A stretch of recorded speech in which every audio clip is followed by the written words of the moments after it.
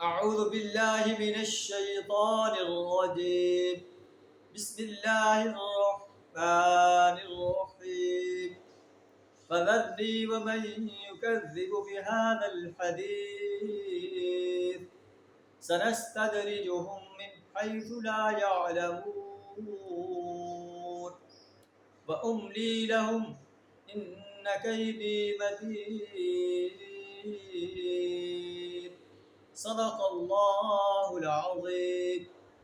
اللہ اپنے نبی صلی اللہ علیہ وسلم کو تسلی دے رہا، اور اسی طرح ہر داعی اسلام اس کی پشت پر اللہ کی ذات ہوتی ہے، اللہ اس کی مدد کرتا ہے. اللہ فرماتا ہے کہ اے نبی صلی اللہ علیہ وسلم، آپ اس کلام کے جھٹلانے والوں کا معاملہ مجھ پر چھوڑ دیں. سنستدرجهم من حیث لا يعلمون، ہم ایسے طریقے سے ان کو بتدریج تباہی کی طرف لے جائیں گے، ان کو خبر بھی نہیں. وَأُمْلِي لَهُمْ، میں ان کی رسی دراز کر رہا ہوں. إِنَّ كَيْدِي مَتِينٌ، میری چال بڑی زبردست ہے.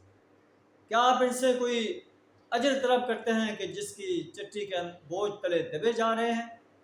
أَمْ عِنْدَهُمُ الْغَيْبُ فَهُمْ يَكْتُبُونَ، کیا ان کے پاس غیب کا علم ہے جسے یہ لکھ رہے ہیں؟ یہ کچھ نہیں ہے، یہ سرکشی پر ڈٹے ہوئے ہیں. اے نبی صلی اللہ علیہ وسلم، آپ ان کا معاملہ مجھ پر چھوڑ دیں، میں ان سے نمٹ لوں گا.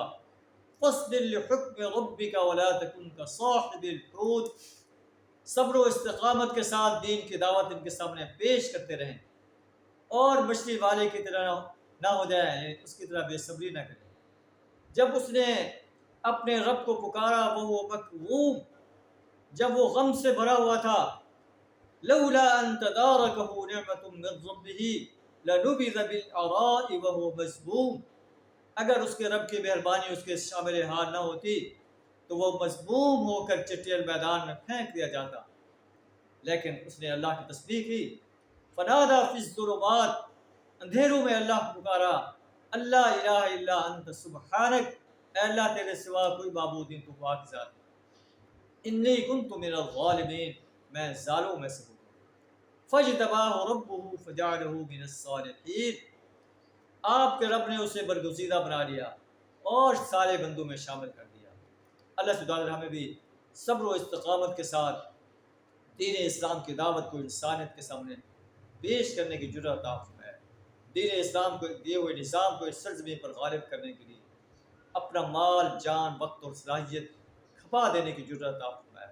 وآخر دعوانا الحمد للہ رب العالمین.